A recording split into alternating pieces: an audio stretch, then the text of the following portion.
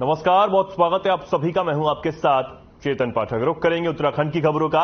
राज्य में आयोजित 6वां रोजगार मेला सर्वे ऑफ इंडिया हाथी बड़कला देहरादून के ऑडिटोरियम में वित्तीय सेवाएं विभाग, वित्त मंत्रालय, भारत सरकार के निर्देशानुसार राज्य स्तरीय बैंकर्स समिति, उत्तराखंड भारतीय स्टेट बैंक देहरादून द्वारा आयोजित किया गया।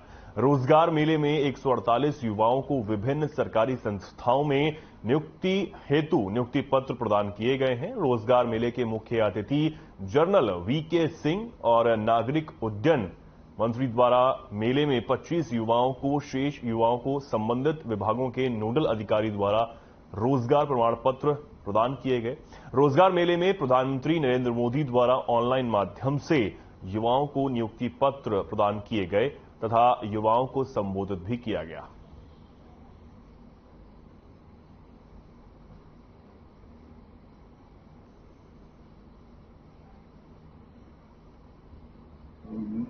अगर एयरपोर्ट को देखा जाए और रास्ते को देखा जाए तो उसमें कुछ चुनौतियां हैं। इसलिए वहां पर आपको याद होगा कि पहले ATR एयरक्राफ्ट जाता था कम लोड के साथ, तो हमने कोशिश की कि उसके अलावा दूसरी फ्लाइट चालू की जाए। लेकिन जो एयरलाइन उड़ान स्कीम के नीचे आई, उसने हमको वायदा किया था कि वो थोड़ा बड़ा जहाज लेकर आएंगे, लेकिन लेकर आए वो 8 सीटर। 8 सीटर से काम नहीं चलता। छोटा जहाज था वो कुछ दिनों के अंदर उनका बंद हो गया, उनका दूसरा जहाज आया था। अब हमारा प्रयत्न है कि जल्दी कोई एयरलाइन इस रूट को ले, ताकि दिल्ली से आने वाले लोगों को, जिनको 3 दिन लगते हैं, वो 2 घंटे के अंदर, 1 घंटे के अंदर पहुंच सके। तभी आपके यहाँ हर घर के अंदर एक सैनिक है।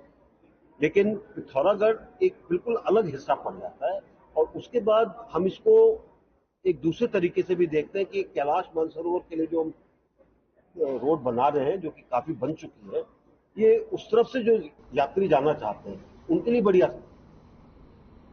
मुख्यमंत्री पुष्कर सिंह धामी से मंगलवार को सचिवालय में मध्य कमान के general officer commanding in chief lieutenant general NS राजा सुब्रमणी ने भेंट की। इस अवसर पर उन्होंने मुख्यमंत्री से सेना से जुड़े कई विषयों पर चर्चा की है। लेफ्टिनेंट जनरल NS राजा सुब्रमणी ने कहा कि चंपावत में CSD कैंटीन के विस्तारण के लिए धनराशि अवमुक्त की जा चुकी है। रुद्रप्रयाग में भी CSD कैंटीन के लिए भवन बनाया जा रहा है। इसके लिए मुख्यमंत्री ने उनका आभार व्यक्त किया। इस अवसर पर उत्तराखंड सब एरिया के GOC major general Sanjeev Khatri भी उपस्थित थे।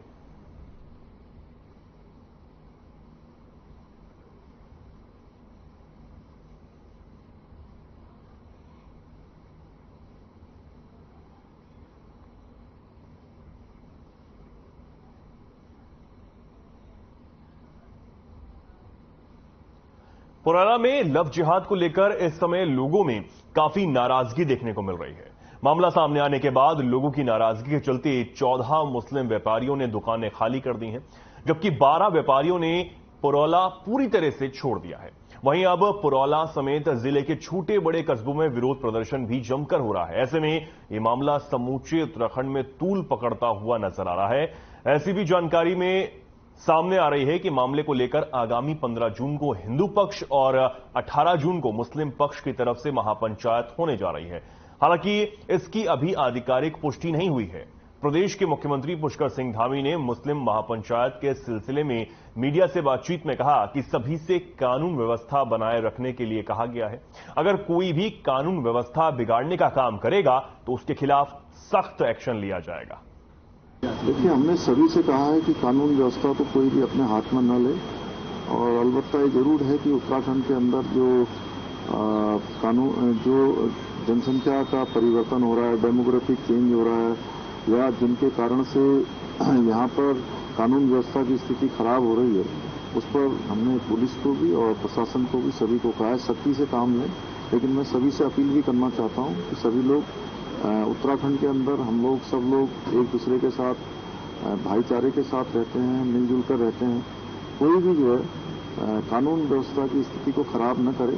कानून, अगर कोई दोषी है तो कानून अपना काम करेगा, और कोई भी दोषी होगा तो उसके खिलाफ कड़ी कार्रवाई होगी, निष्पक्ष कार्रवाई होगी। उत्तरकाशी के पुरौला में नाबालिग अपहरण मामले में बनी तनाव की स्थिति के बीच मुस्लिम समाज के लोगों ने मुख्यमंत्री पुष्कर सिंह धामी से मुलाकात की। इस मुलाकात में उन्होंने सौहार्दपूर्ण वातावरण बनाए रखने की अपील की। मीडिया से मुखातिब होते हुए वक्फ बोर्ड के अध्यक्ष शादाब शम्स ने कहा कि उन्हें सीएम ने पूरी तरह से आश्वस्त किया है कि किसी को भी कानून अपने हाथ में नहीं लेने दिया जाएगा। वहीं उन्होंने बताया है कि जो बेकसूर लोग काफी डरे हुए हैं और फोन पर रोते हुए बात कर रहे हैं।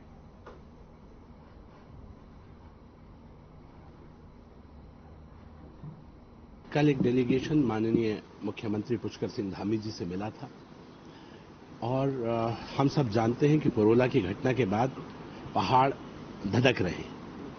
पहाड़ में लोग गर्मी से शांति पाने के लिए आते हैं, ठंडक के लिए आते हैं। ये पहाड़ का कल्चर भी नहीं है जो पहाड़ में हो रहा है, लेकिन जिस तरह का मामला सामने आया, बहन बेटियों वाला मामला है, स्वाभाविक ही है कि कुछ आक्रोश रहता है।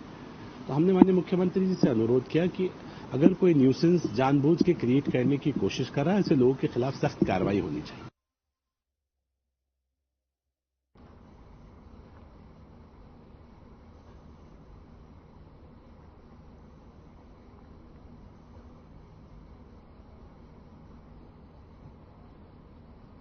पुरौला की घटना को लेकर उत्तराखंड में सियासत अब तेज हो गई है।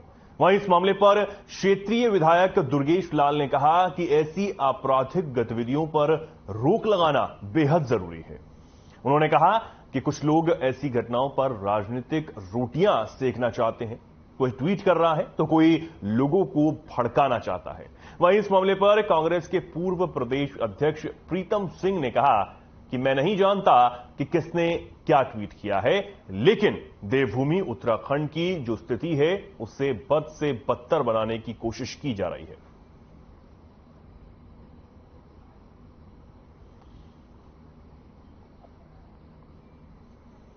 मैं चाहता हूं कि पुरौला एक देवभूमि, एक सीमांत क्षेत्र है और वहां पे कुछ असामाजिक तत्वों ने हमारे आपसी सौहार्दपूर्ण वातावरण को बिगाड़ने का काम किया है, जो कि बहुत ही निंदनीय घटना है।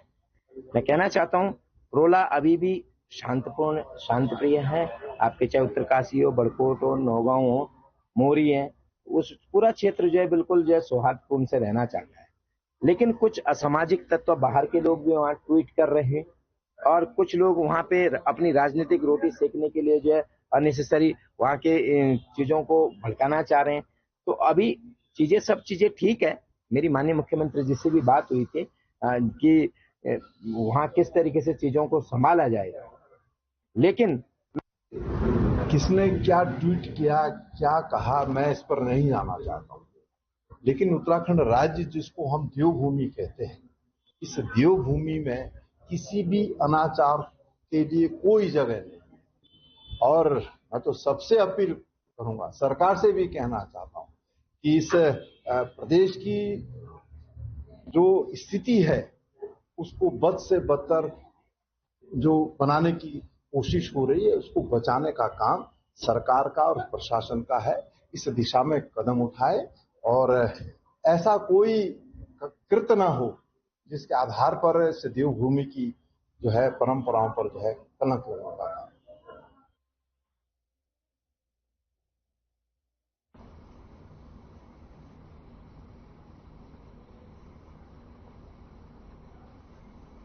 आगे बढ़ते हैं। बड़ी खबर आपको बता दें, रुड़की से बड़ी खबर है।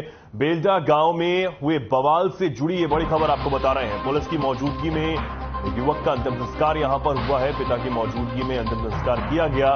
बेलजा गांव में धारा 144 लागू है। गांव में भारी पुलिस फोर्स की तैनाती की गई है।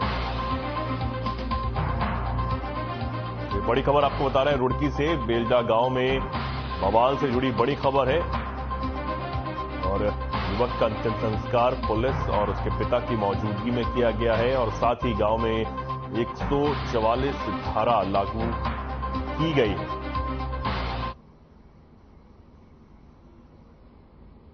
तो पिता और पुलिस की मौजूदगी में युवक का अंतिम संस्कार किया गया और भारी पुलिस बल भी यहां पर तैनात किया गया है। सुरक्षा के मद्देनजर साथ ही 144 धारा भी लागू की गई है।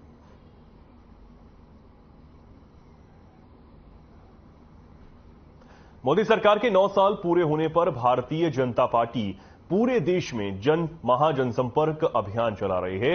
इसके तहत सरकार की नीतियों को जनता तक पहुंचाने का काम किया जा रहा है, जिससे आगामी 2024 के लोकसभा चुनाव में एक बार फिर से भारतीय जनता पार्टी पूर्ण बहुमत की सरकार बनाई जा सके। बता दें कि हरिद्वार पहुंचे भारतीय जनता पार्टी की अनुसूचित मोर्चा की राष्ट्रीय मंत्री डॉक्टर स्वराज विद्वान ने जिला बीजेपी कार्यालय में केंद्र सरकार के 9 साल पूरे होने पर सरकार की उपलब्धियों के बारे में बताया। साथ ही उन्होंने उत्तराखंड के मुख्यमंत्री पुष्कर सिंह धामी के सरकार के काम की सराहना की है।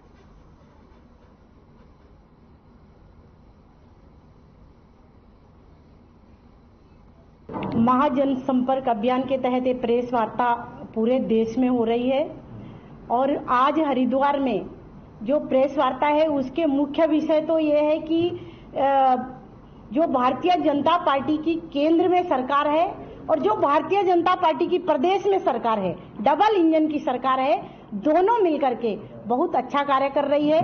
विस्तार से मैं आपको पूरा प्रेस नोट दूंगी, लेकिन इसके तहत जो भारतीय जनता पार्टी की सरकार ने डॉक्टर भीमराव अंबेडकर जी के लिए ऐसे कार्य किए हैं जो कभी भी पहले नहीं हुए थे।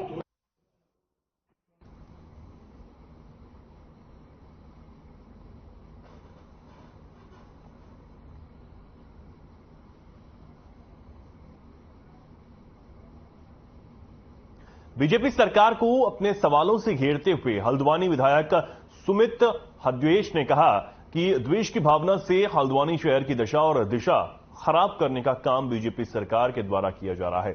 उन्होंने कहा कि हल्द्वानी में कोई भी विकास कार्य नहीं किया जा रहा है।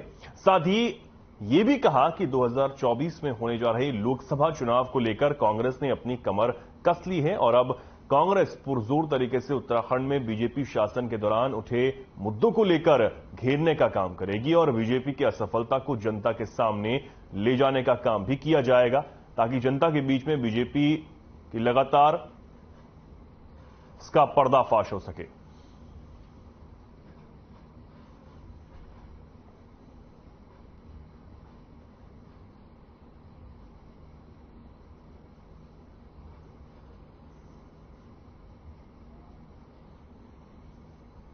महानगर कांग्रेस कमेटी ने प्रदेश कांग्रेस मुख्यालय में स्वर्गीय इंदिरा हद्वेश को उनकी तृतीय पुण्यतिथि पर श्रद्धांजलि अर्पित की। कांग्रेस के महानगर अध्यक्ष जसविंदर सिंह गोगी ने कहा कि उनकी द्वितीय पुण्यतिथि पर महानगर कांग्रेस के तमाम कार्यकर्ताओं ने उन्हें श्रद्धांजलि अर्पित की है। साथ ही उन्होंने कहा कि इंदिरा हृदयेश का उत्तराखंड के प्रति योगदान कभी भुलाया नहीं जा सकता है। उनके दिखाए गए रास्ते पर चलने का कांग्रेस ने प्रण लिया है।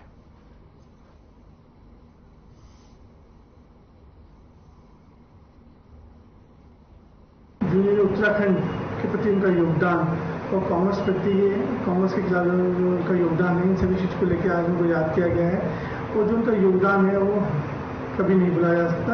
इसी क्रम में आज उन्हें सब लोगों ने श्रद्धांजलि दी है और साथ साथ जो उनके दिखाए गए नक्शे कदमों में चलने का हम लोगों ने प्रण लिया है।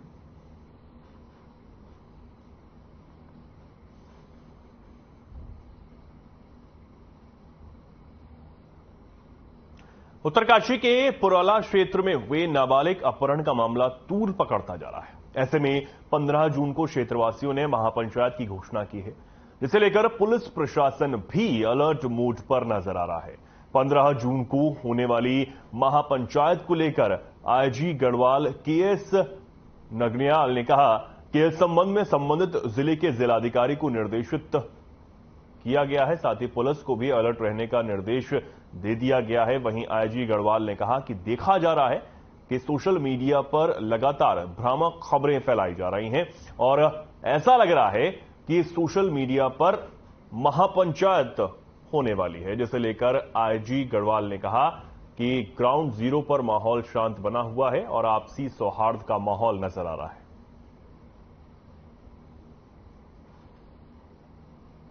ये कई दिनों से सोशल मीडिया में चल रहा है कि जैसा आप लोग भी बता रहे हैं 15 को महापंचायत है। इसके रिगार्डिंग कल गोष्ठी जिलाधिकारी और पुलिस अधीक्षक के द्वारा आयोजित की गई सभी संगठनों के साथ, जो अनुषांगिक संगठन है इनके, और दोनों ही पक्ष के संप्रदाय के लोग थे, और सबने यही कहा है मीटिंग के दौरान कि अमन चैन शांति व्यवस्था बनी रहनी चाहिए। और एक पक्ष का ये कहना भी था कि हमें किसी तरह का कोई दबाव नहीं, कुछ नहीं है,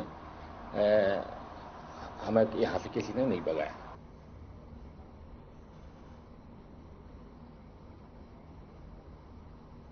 अल्मोड़ा में करोड़ों की लागत से वाहन पार्किंग का निर्माण काम जारी है। जिलाधिकारी विनीत तोमर ने निर्माणाधीन पार्किंगों का निरीक्षण किया और इस दौरान डीएम ने संबंधित अधिकारियों और ठेकेदारों से पार्किंग की प्रगति के बारे में जानकारी ली है। वहीं कार्यदायी संस्थाओं को निर्धारित समय से निर्माण काम पूरा करने के निर्देश भी दिए गए हैं।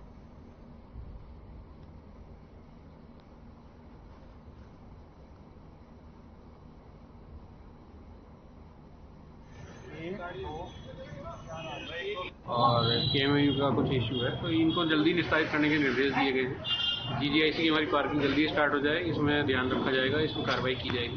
टारगेट ये है कि अगले 1 महीने में वहाँ निर्माण शुरू हो जाए। जो अभी हम खड़े हैं भैरव मंदिर पार्किंग है, इसमें अभी 4 महीने लगने की संभावना है, लेकिन हम ये कोशिश करेंगे इसको 2.5 से 3 महीने में इसको कंप्लीट कर लें। 261 वाहन यहाँ खड़े हो सकते हैं। तो जैसे ही एक पार्किंग कंप्लीट होगी कुछ राहत मिलनी शुरू हो जाएगी, और प्रयास ये है कि सारी पार्किंग टाइम से पूरी हो।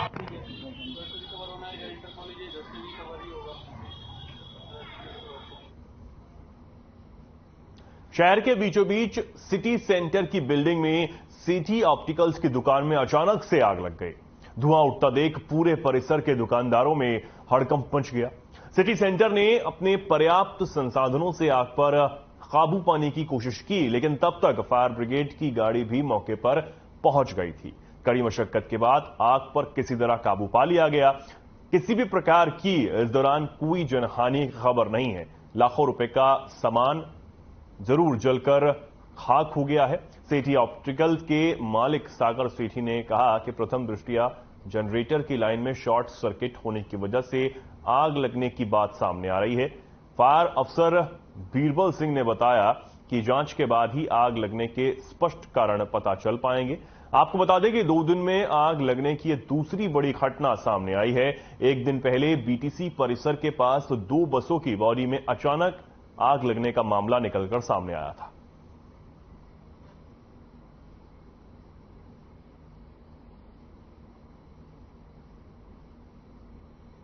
जो सेठी ऑप्टिकल्स को जो आग लगी है, इसमें जो है लाइट गई हुई थी और जनरेटर से पावर सप्लाई। जैसा इनके बताया गया है उपयोगकर्ता द्वारा कि उन्होंने बताया कि बिजली की इलेक्ट्रिक शॉर्ट सर्किट से आती है। लगभग कितना नुकसान हुआ होगा? नुकसान के बारे में तो इसको कोई विवरण हम नहीं दे सकते, अभी इनसे पूछताछ करेंगे। अभी दंगल की कितनी गाड़ियां लग चुकी हैं आग बुझाने?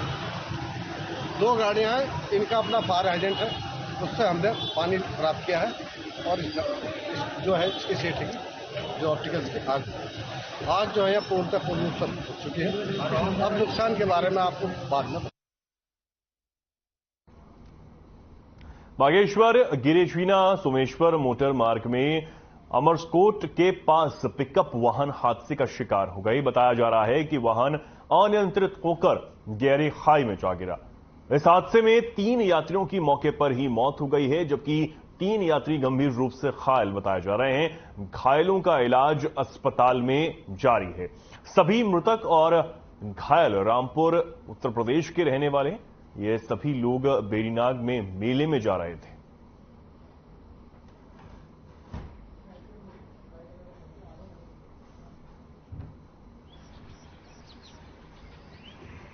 करीब मुझे एक सूचना में आई इधर फलनाटी गांव से, गिरिजना रोड पर गोकुल आर्या है, उन्होंने बताया कि यहाँ पर एक पिकअप जो है गिर गया है खाई में। तो सूचना पर मैं तुरंत मौके पर पहुंचा फोर्स से लेके, और फायर सर्विस को भी सूचना दी। तो दोनों लोग मौके पर पहुंचे तो वहां पर देखा कि एक खाई करीब 150 मीटर गहरी खाई में गिर गई थी, जिसमें से 3 लोग सड़क पर पड़े हुए थे। तीन जो लोग जो है खाई में अटके हुए थे, जिनमें 2 लोगों की मौके पर ही मृत्यु हो गई थी, और 4 लोग जो इंजर्ड थे उन्हें अस्पताल पहुंचाया गया, जिनमें से एक व्यक्ति की अस्पताल में पहुंचने के बाद मृत्यु हो गई है। परिजनों को सूचना दे दी गई है। उच्चाधिकारीगणों को भी मौके पर सूचना दे दी गई थी। जांच की कार्रवाई चल रही है। ऋषिकेश कोतवाली पुलिस ने चेकिंग के दौरान बस स्टैंड के पास एक कार से 17 पेटी शराब बरामद कर ली है। वहीं शराब तस्करी करने के आरोप में कार सवार ड्राइवर सहित 2 लोगों को भी गिरफ्तार किया गया है। पुलिस ने तस्करी में इस्तेमाल कार को कब्जे में लेकर सीज कर दिया है। मामले को लेकर कोतवाल खुशीराम पांडे ने बताया कि नशे के खिलाफ लगातार अभियान चलाया जा रहा है। इसी कड़ी में सब इंस्पेक्टर जगदम्बा प्रसाद की टीम ने एक कार से 17 पेटी शराब बरामद की है।